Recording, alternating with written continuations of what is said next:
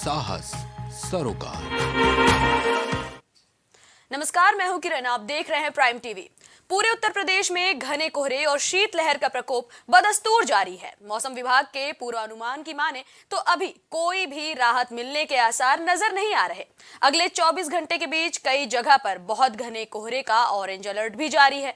साथ ही पूर्वानुमान लगाया गया है कि एक दो जगह पर कोल्ड डे या सीवियर कोल्ड का प्रकोप भी देखने को मिल सकता है। वहीं बीते मंगलवार को मेरठ सबसे ठंडा शहर रहा, जबकि दिन में सबसे अधिक ठंडा शहर अलीगढ़ रहा। घने कोहरे के साथ भीषण शीतलहर ने लोगों की मुश्किलें और ज्यादा बढ़ा दी हैं। दृश्यता कम होने की वजह से यातायात व्यवस्था भी चरमराई नजर आ रही है। दिल्ली की बात करें तो यहां 380 से ज्यादा उड़ानों में देरी हुई है, जबकि 35 को रद्द भी करना पड़ा है। लगातार पूरे भारत में ठंड का प्रकोप देखने को मिल रहा है। लगातार स्कूलों की छुट्टियां बढ़ाई जा रही हैं। लोगों को ठंड से बचने के लिए तरह तरह की व्यवस्थाएं उपलब्ध कराई जा रही हैं, लेकिन अभी भी मौसम विभाग की माने तो किसी भी तरह ठंड से राहत मिलने के आसार नहीं है।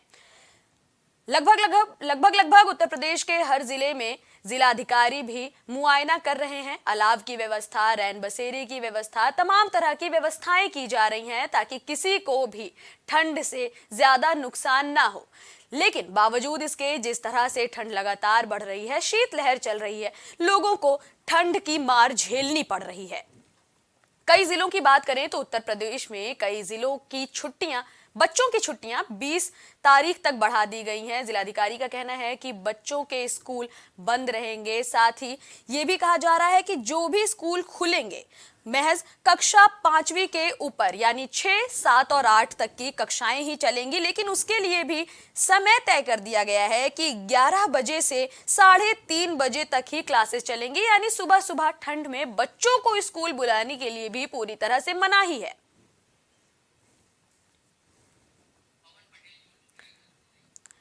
इस खबर से जुड़ी ज्यादा जानकारी लेकर हमारे साथ प्रयागराज से हमारे सहयोगी पवन पटेल जुड़ रहे हैं। पवन, हम आपसे जानना चाहेंगे कि आखिर प्रयागराज में ठंड को लेकर प्रशासन ने किस तरह की व्यवस्थाएं की हैं, क्योंकि देखिए वहां पर माघ मेला भी चल रहा है, वहां पर श्रद्धालुओं का आना जाना भी लगा हुआ है, श्रद्धालु इकट्ठा हो रहे हैं। ऐसे में प्रशासन ने किस तरह की सुरक्षा या फिर किस तरह की व्यवस्था वहां कर रखी है?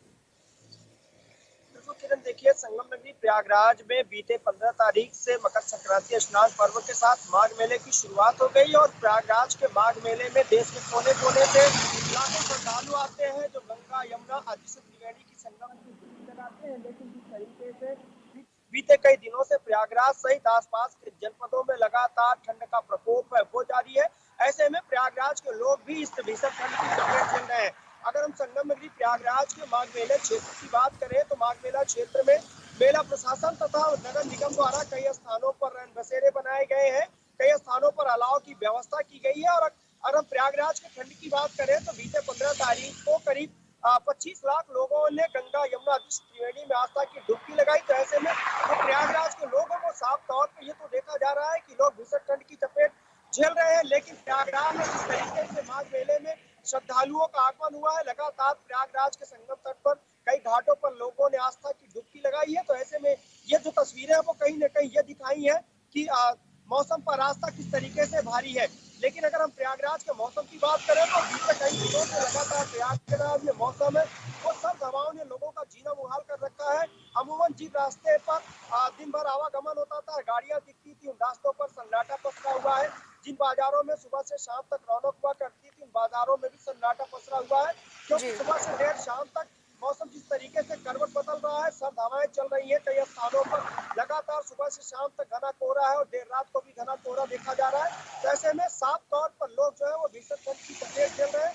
हालांकि इस पूरे ठंड की अगर हम देखें तो जिस तरीके से पवन, ये तो बात हो गई संगम के आसपास की, श्रद्धालुओं की बात हो गई, लेकिन अगर पूरे जिले की बात की जाए, क्योंकि देखिए प्रयागराज में पढ़ने वाले बच्चों से लेकर अच्छे खासे लोग वहां इकट्ठा होते रहते हैं दर्शन करने के लिए या फिर किसी दूसरे मतलब से, तो क्या शहर भर में जगह जगह पर जिस तरह से प्रशासन ने आदेश दिया है अलाव की व्यवस्था करने का, रैन बसेरे की व्यवस्था करने का, तो क्या ये सारी व्यवस्थाएं लोगों तक पहुंच रही हैं या फिर सिर्फ कागजी तौर पर ये सिर्फ दर्ज हो रही हैं?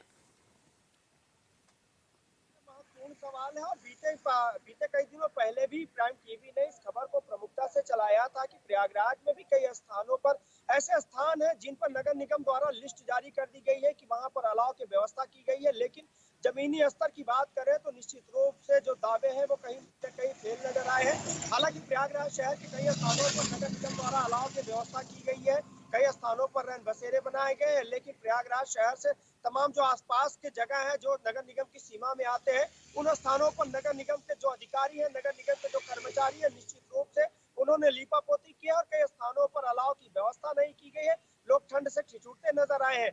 बिल्कुल ये जो तस्वीरें हैं साफ तौर से नगर निगम की कार्यशैली पर या सरकार के आदेशों को ठेंगा दिखाती हुई नजर आ रही है। जिस तरीके से बीते दिनों पहले प्रयागराज दौरे पर आए मुख्यमंत्री योगी आदित्यनाथ ने साफ तौर पर आला अधिकारियों को निर्देशित किया था कि किसी भी तरीके की हीला हवाली न की जाए, लोगों को ठंड से बचाने के जो भी उपाय है वो किए जाए। लेकिन कई ऐसे स्थान है जहां पर नगर निगम की जो कमी है वो सामने देखने को मिली है। हालांकि ये भी जोड़ना जरूरी है कि बीते दिनों निकाय चुनाव के दौरान प्रयागराज में नगर निगम की सीमा में कई ऐसे स्थान है जिनको जोड़ा गया है, मतलब नगर निगम की सीमा का विस्तार किया गया और उन स्थानों पर नगर निगम कहीं न कहीं लोगों को अनदेखा कर रहा है, लोगों को सुविधाएं नहीं दे पा रहा है। तो निश्चित रूप से ये जो सवाल है ये बड़े सवाल है और इन सवालों पर कहीं न कहीं जो है गौर करने की जरूरत है, क्योंकि जिस तरीके से प्रयागराज में मौसम है, लगातार सर्द हवाएं चल रही है, ऐसे में लोग ठंड से ठिठुर रहे हैं, तो कहीं न कहीं नगर निगम की इस तरीके की जो कार्यशैली है वो लोगों की परेशानी को और बढ़ा रही है। और जिस तरीके से लगातार मौसम का बदलाव होता जा रहा है, ऐसे में जिलाधिकारी द्वारा लगातार स्कूलों की जो छुट्टियां हैं वो बढ़ाई जा रही है। कयास ये भी लगाए जा रहे हैं आने वाले 1-2 दिनों तक इसी तरीके से मौसम में बदलाव नहीं होगा, लोग और भीषण ठंड की चपेट झेलेंगे। तो जिस तरीके से लगातार प्रयागराज सहित आसपास के जनपद भीषण ठंड की चपेट झेल रहे हैं, पूरा शहर ठंड से कांप रहा है, तो ऐसे में कहा जा सकता है कि आने वाले 2-3 दिनों तक इसी तरीके से लोगों को ठंड का सामना करना पड़ेगा। हालांकि साफ तौर पर मौसम विभाग ने लोगों को अपील की है, लोगों को इस तरीके का भी अपील है कि जो बच्चे हैं, जो बूढ़े हैं, वो अपने आप को बचा के रखें। लगातार जो शीतलहर है वो अपना प्रकोप दिखा रही है, ऐसे में लोग कहीं न कहीं गंभीर बीमारियों से पीड़ित होंगे। बच्चों और बूढ़ों को काफी परेशानियों का भी सामना करना पड़ सकता है। तो लगातार जो मौसम है वो प्रयागराज में अपना मिजाज बदला हुआ है। आने वाले 2-3 इस खबर पर हमारे साथ चर्चा करने के लिए और शहर की जानकारी देने के लिए आपका धन्यवाद पवन। जैसा कि प्रयागराज के बारे में खबर आ रही है कि यहाँ पर कई ऐसे रैन बसेरे हैं, कई ऐसी जगह है जहां पर अलाव की व्यवस्था होनी थी, वहां पर कुछ न कुछ प्रशासन के आदेशों में हिला हवाली देखने को मिल रही है। लोग परेशान हैं। प्रयागराज में माघ मेला चल रहा है, लाखों की तादाद में श्रद्धालु प्रयागराज पहुंच रहे हैं। बावजूद इसके प्रयागराज में कुछ व्यवस्थाएं बिल्कुल ठंडे बस्ते में पड़ी हुई हैं। ठंड से लोग परेशान हैं, लेकिन उनकी ओर नजर जाने की बजाय लगातार प्रशासन के आदेशों की अनदेखी हो रही है। उत्तर प्रदेश में लगातार ठंड बढ़ती जा रही है। पिछले कई दिनों से सूर्यदेव के दर्शन तक देखने को नहीं मिल रहे हैं। सूर्यदेव आते हैं, झांकते हैं और चले जाते हैं। लगातार ऐसे में बुजुर्गों और बच्चों की तकलीफें बढ़ी हुई हैं। ट्रेन हो या फ्लाइट, हर चीज पर इस कोहरे का असर देखने को मिल रहा है, ठंडी हवाओं का असर देखने को मिल रहा है। लोगों ने घर से निकलना तक बंद कर दिया है। शीतलहर से पूरा उत्तर भारत कांप रहा है।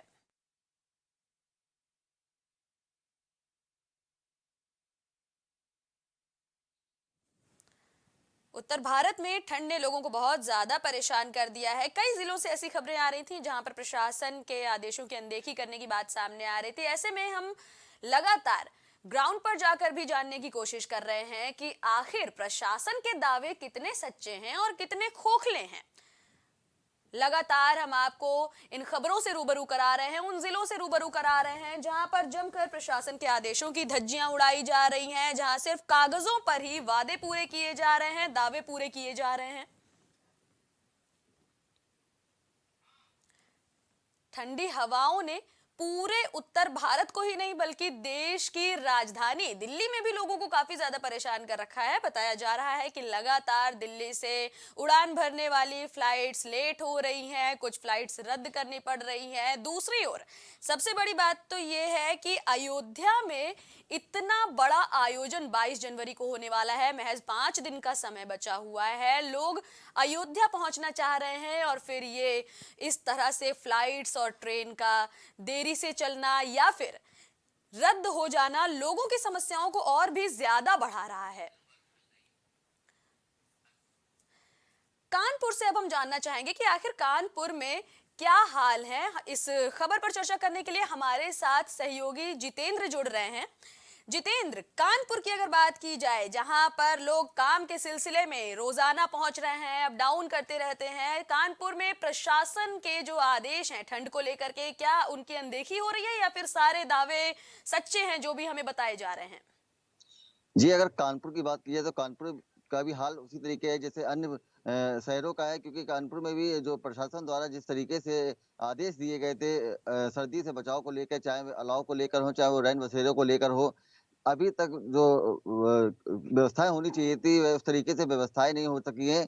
लेकिन हालांकि कहीं ना कहीं जिस तरीके से प्राइम टीवी लगातार खबरें चला रहा था, उसके बाद से कहीं ना कहीं जो कुछ जगहों पर हालांकि उचित व्यवस्थाएं की गई है, जिससे कहीं ना कहीं लोगों को थोड़ी राहत जरूर हुई है। अच्छा जितेंद्र, हम आपसे ये भी जानना चाहेंगे कि कानपुर ऐसी जगह है जहां पर रोजाना लगभग लखनऊ से लोग अप डाउन करते हैं, जिस और इधर बस हो या फिर ट्रेन हो, लगातार उनमें देरी, उनके चलने में देरी हो रही है, तो क्या काम पर भी लोगों के बुरा असर देखने को मिल रहा है? जी, बिल्कुल, ठंड जिस तरीके से बढ़ रही है, उससे कहीं न कहीं जो काम करने वाले लोग हैं, उनको आने-जाने में काफ़ी समस्याएँ हो रही है। लेकिन कहीं न कहीं जो लोगों को अपना गुज़र-बसर करने के लिए काम भी ज़रूरी है, इसलिए किसी न किसी तरीके से काम पर तो ज़रूर पहुँच रहे हैं। लेकिन ठंड को लेकर अगर बात की जाए, तो ठंड को लेकर जो है, लोगों की मुश्किलें काफ़ी बढ़ी हुई है। हालाँकि कल कल की अगर बात की जाए, तो कल कुछ देर के लिए जो है जिस तरीके से बादल खुले थे, उसके बाद से धूप निकलने के बाद लोगों को राहत ज़रूर मिली थी। लेकिन शाम होते ही फिर से जो ठंड का प्रकोप है वो तेजी से बढ़ा, जिसके बाद से लोगों को लगातार जो है ठंड से परेशानी का सामना झेलना पड़ा। आज सुबह की बात की जाए तो सुबह भी जो है 5 डिग्री टेम्परेचर था, जिसके बाद जो गलन है तेजी से बढ़ रही है, जिसके चलते कहीं न कहीं लोग काफ़ी परेशान ज़रूर दिखाई दे रहे हैं। कानपुर के रैन बसेरों की अगर बात की जाए तो क्या रैन बसेरों में लोगों को व्यवस्थाएं मिल रही हैं? क्योंकि देखिए कई जिलों से ऐसी खबरें सामने आ रही थी जहां पर जिला प्रशासन ने इस तरह के आदेश दिए थे कि रैन बसेरों में कम से कम लोगों को चाय तो मुहैया कराई ही जाए, इसके अलावा रैन बसेरों के बाहर अलाव की व्यवस्था जरूर की जाए। तो क्या इन आदेशों का कुछ ऐसा आदेश कानपुर में भी जारी किया गया है क्या?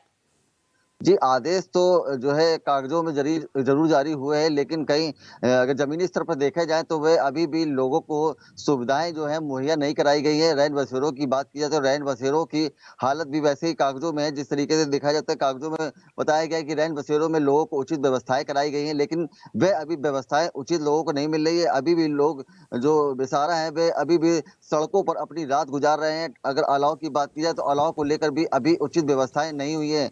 हालाँकि जिला अधिकारी द्वारा लगातार आदेश दिए गए बावजूद इसके कहीं न कहीं जो कर्मचारी हैं, उनकी लापरवाही साफ देखने को मिल रही है। ऐसे में देखने वाली बात ये है कि जिस तरीके से आखिर जो कर्मचारी हैं वह लापरवाही कर रहे हैं, उनके ऊपर कब एक्शन होता है?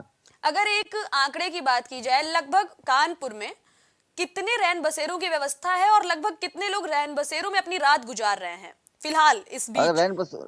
रैन बसेरों की फिलहाल बात की जाए तो 20 से 25 रैन बसेरे भी कानपुर में बने हुए हैं।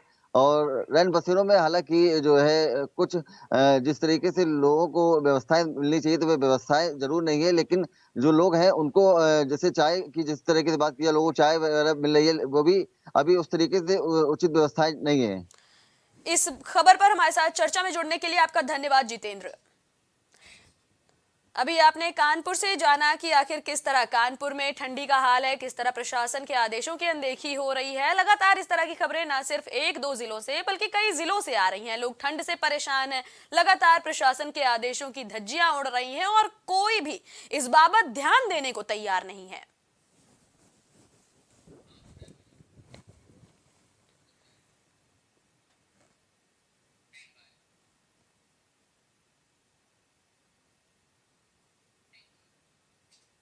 अब खबर अयोध्या से। रामलला की प्राण प्रतिष्ठा को महज 5 दिन बाकी रह गए हैं, यानी वो शुभ घड़ी बेहद करीब आ गई है जब राम जन्मभूमि पर बने भगवान राम के मंदिर में रामलला की मूर्ति की प्राण प्रतिष्ठा की जाएगी। राम मंदिर के उद्घाटन से पहले मंगलवार को धार्मिक अनुष्ठान भी शुरू हो चुके हैं। वहीं आज अनुष्ठान का दूसरा दिन है। अनुष्ठान के तहत आज रामलला की नई मूर्ति को मंदिर के अंदर ले जाया जाएगा। जल यात्रा, तीर्थ पूजन, ब्राह्मण बटुक कुमारी सुवासिनी पूजन, वर्धिनी पूजन और कलश यात्रा के बाद आज भगवान राम लला की मूर्ति का प्रसाद परिसर में भ्रमण होगा। लगातार राम मंदिर से जुड़ी अपडेट्स प्राइम टीवी आपको दिखा रहा है। लगातार हम आपको बता रहे हैं कि किस तरह की तैयारियां अयोध्या में चल रही हैं, कब राम लला कौन से परिसर में पहुंचेंगे, किस तरह भक्तों में उत्साह है। लगातार प्राइम टीवी आपको इन खबरों से अपडेट कर रहा है। अयोध्या से हमारे सहयोगी शक्ति सिंह इस खबर पर चर्चा करने के लिए हमारे साथ जुड़ रहे हैं। शक्ति, हम आपसे जानना चाहेंगे कि आखिरकार कई महीनों या फिर यूं कहें कि कई सालों का इंतजार पूरा होने वाला है। महज 5 दिन में राम लला प्राण प्रतिष्ठा हो जाएगी और वो गर्भगृह में विराजमान हो जाएंगे।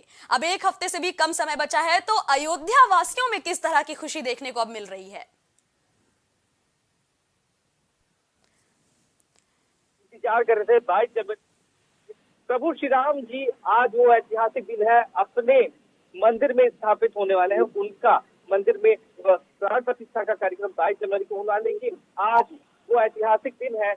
प्रभु श्री राम जी अपने मंदिर में विराजमान होंगे और उनके परिसर का जो है वो भ्रमण कराया जाएगा। तो ये आज का दिन जो है बहुत खास है, जिसका इंतजार 500 सालों से पूरी जनता कर रही थी। अयोध्या की जनता तो खासकर कर रही थी, पूरे विश्व के लोग कर रहे थे, जिसके लिए लोगों ने अपने प्राणों की आहुतियां दी है। शक्ति, देखिए अब सिर्फ 5 दिन बाकी हैं। कई सालों से ये बात चल रही थी। जिस दिन प्रधानमंत्री ने भूमि पूजन किया था, उस दिन से लोगों का उत्साह काफी ज्यादा बढ़ गया था और अब सिर्फ 5 दिन है। प्रशासन काफी ज्यादा मुस्तैद है, लगातार चेकिंग की जा रही है, ना सिर्फ राम जन्मभूमि परिसर की बल्कि पूरे अयोध्या की। तो अब ये जो 5 दिन का समय है, लोगों के लिए इंतजार करना काफी मुश्किल हो रहा है। तो प्रशासन क्या अब पूरी तरह से एक्टिव हो चुका है राम जन्मभूमि परिसर के आसपास? क्या सुरक्षा व्यवस्था पूरी तरह से मुस्तैद हो चुकी है? जी, अगर हम सुरक्षा व्यवस्था की बात करें तो इस टाइम हम नेशनल हाईवे पर खड़े हैं। हमारे कैमरामैन से बोलेंगे, तस्वीरें दिखाएं। ये एक आम सा एरिया है, लेकिन यहाँ पर आप देख सकते हैं जो सुरक्षा कर्मी है वो लगातार दिनों रात खड़े हुए हैं 22 जनवरी के कार्यक्रम को लेके। चूक की कोई गुंजाइश नहीं है। चप्पे चप्पे पर सुरक्षा कर्मी जो है, खुफिया दल जो है वो तैनात हुए हैं और हर एक जगह पे चेकिंग की जा रही है, चाहे वो कोई हो, वीआईपी हो, वीवीआईपी हो, सबका बिना चेकिंग किए किसी को अंदर नहीं जाने दिया। क्योंकि 22 जनवरी बहुत ही खास है पूरे विश्व के लिए। प्रभु श्री राम जी की प्राण प्रतिष्ठा होने वाली है। उस दिन पीएम मोदी भी रहेंगे यहाँ पे और बड़े बड़े दिग्गज नेता जो है वो भी रहेंगे। नेता अभिनेता जो है सारे लोग यहाँ पे रहेंगे स्थापित और उन प्रभु श्री राम जी का जो महिमा है वो देखने को मिलेगा। 22 जनवरी का कार्यक्रम जो है वो भव्य कितना होने वाला है, उसकी सुरक्षा को लेकर इंतजाम जो है वो एकदम पुख्ता किए गए हैं। यहाँ अयोध्या में हम खड़े हुए हैं। ये आप हमारे कैमरामैन से बोले कि दिखाएं, ये नेशनल हाईवे है, ये गोरखपुर और लखनऊ का मेन हाईवे मार्ग है और ये इधर से राम मंदिर के लिए जो रास्ता जाता है वो भी यही से होकर जाता है और हम इसी पथ पर खड़े हुए हैं। और अच्छा, आपसे हम ये भी जानना चाहेंगे कि देखिए पिछले कुछ दिनों से ठंड बहुत ज्यादा बढ़ गई है, तो क्या अयोध्या वासियों पर ये ठंड कहर ढा रही है या फिर उनके उत्साह के आगे ये सब बिल्कुल फीका है? नहीं, अयोध्या वासियों के उत्साह के आगे अगर हम बात करें तो ठंड कोई मायने नहीं रख रहा है, क्योंकि सुरक्षा कर्मी आप हमारे पीछे देखें, लगातार वो खड़े हुए हैं सुरक्षा में, दिनों रात वो ड्यूटी दे रहे हैं यहाँ पे। और लोगों की बात करें तो जो काम वाले वो दिनों रात यहाँ पे काम कर रहे हैं कि किस तरीके से प्रभु श्री राममयी हो जाए पूरी अयोध्या, और पूरी अयोध्या प्रभु श्री राममयी हो भी गई है। और अगर हम बात करें तो यहाँ पे दिनों रात काम की तो लोग ना दिन देख रहे हैं ना रात देख रहे हैं, चाहे जैसे भी रह रहे हैं। ये है कि हमारा प्रभु श्री राम जी का जो मंदिर है वो बन के तैयार हो गया है और 22 जनवरी को वो अपने मंदिर में स्थापित होंगे, अपने घर में स्थापित होंगे। इसके लिए लोग दिनों रात काम कर रहे हैं। लोगों में उत्साह की अगर हम बात करें तो रोज सुबह 3 बजे ही जाके स्नान कर ले रहे हैं और प्रभु श्री राम जी के दर्शन के लिए तत्पर है और हनुमान जी का दर्शन कर रहे हैं। लोग पूजन कर रहे हैं। यहाँ पे मंदिरों में जितने मंदिर है, मठ है, सब में पूजन हो रहा है। लोग 3 बजे से उठ के ही खुशियां मना रहे हैं। पूरी रात भी लोग जग रहे हैं यहाँ पे अयोध्या में। ये जानकारी हमारे दर्शकों तक पहुंचाने के लिए आपका धन्यवाद शक्ति।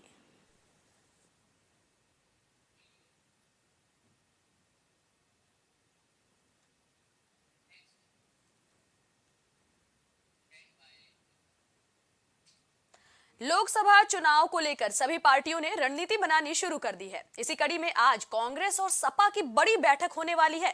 वहीं बैठक में उत्तर प्रदेश की सीट शेयरिंग को लेकर भी चर्चा हो सकती है। शाम 4 बजे मुकुल वासनिक के आवास पर यह मीटिंग होगी। बता दें कि राम गोपाल यादव और जावेद अली बैठक में शामिल होंगे। साथ ही यूपी कांग्रेस प्रभारी अविनाश पांडे भी इस बैठक में मौजूद रहेंगे। सपा और कांग्रेस के बीच यूपी में जो सीट शेयरिंग होनी है उसका पेच काफी ज्यादा उलझा हुआ है, क्योंकि देखिए लगातार अभी जब 4 राज्यों में चुनाव हुए वहां पर खास तौर पर बात करें अगर मध्य प्रदेश की, तो सीट शेयरिंग को लेकर सबसे ज्यादा पेच मध्य प्रदेश में ही फंसा था। लगातार बयानबाजी हो रही थी। उसी बीच कांग्रेस के प्रदेश अध्यक्ष यूपी प्रदेश अध्यक्ष अजय राय ने भी सपा सुप्रीमो अखिलेश यादव के खिलाफ जमकर बयानबाजी की थी। इसके अलावा अगर अखिलेश यादव की बात करें तो उन्होंने भी मध्य प्रदेश चुनाव के दौरान जब सीट शेयरिंग की बात हुई तो खुलकर कहा था कि अगर कांग्रेस ने मध्य प्रदेश में सीट शेयरिंग को लेकर बात नहीं बनाई तो फिर यूपी में अखिलेश भैया बड़े भैया का रोल नहीं निभाएंगे। उनका इनडायरेक्टली ऐसा कहना था कि अगर मध्य प्रदेश में बात नहीं बनी तो यूपी में भी बात नहीं बन पाएगी। ये बात किसी से नहीं छुपी कि सपा उत्तर प्रदेश की सबसे बड़ी दूसरी पार्टी है। सपा की पैठ काफी बढ़िया है यूपी में। आज भी सपा का जनाधार लगातार बरकरार है। हालांकि सपा सत्ता में नहीं है, लेकिन बावजूद इसके सपा के फैंस हैं। इसके अलावा मुख्य विपक्ष का रोल भी सपा ही निभा रही है। इस खबर पर चर्चा करने के लिए हमारे साथ लखनऊ से सहयोगी राजेश यादव जुड़ रहे हैं। राजेश, हम आपसे ये जानना चाहेंगे कि देखिए सपा यूपी की सबसे बड़ी पार्टी है, लेकिन सीट शेयरिंग को लेकर लगातार जब से गठबंधन हुआ है तब से ये पेंच फंसा हुआ था, क्योंकि उत्तर प्रदेश की बात की जाए तो सबसे ज्यादा लोकसभा सीटें उत्तर प्रदेश से मिलनी है। सभी पार्टीज की नजर यूपी पर लगातार बनी हुई है। तो क्या कांग्रेस और सपा के बीच कुछ तू मैं हो सकती है इस बीच?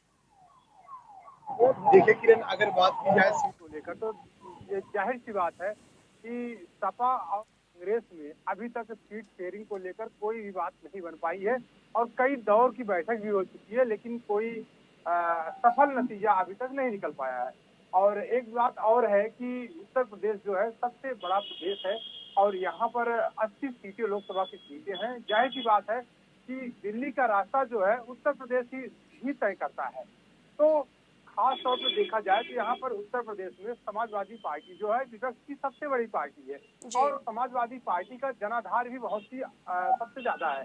तो अगर कांग्रेस के हिसाब से अगर देखा जाए तो जाहिर सी बात है कि समाजवादी पार्टी का जनाधार सबसे ज्यादा है और समाजवादी पार्टी का जिस हिसाब से जनाधार उत्तर प्रदेश में है उसी हिसाब से समाजवादी पार्टी सीट चाहती है। तो आज एक बार फिर कांग्रेस और समाजवादी पार्टी की बैठक होने जा रही है। 4 बजे शाम को बैठक होगी, जिसमें समाजवादी पार्टी की तरफ से राम गोपाल यादव शामिल होंगे और कांग्रेस की तरफ से अगर देखा जाए तो कांग्रेस की तरफ से मुकुल वासनिक और अविनाश पांडे यूपी प्रभारी, जो कांग्रेस यूपी के प्रभारी बनाए गए हैं, अविनाश पांडे और मुकुल वासनिक, ये 2 लोग कांग्रेस की तरफ से शामिल होंगे बैठक में और समाजवादी पार्टी की तरफ से राम गोपाल यादव के साथ में और भी वरिष्ठ नेता जो हैं वो शामिल होंगे बैठक में। जी राजेश, देखिए अगर पिछले साल नवंबर दिसंबर की बात की जाए, मध्य प्रदेश में जब चुनाव होना था, 4 राज्यों में जब चुनाव होना था, उस वक्त कांग्रेस के यूपी अध्यक्ष अजय राय ने अखिलेश यादव पर जमकर निशाना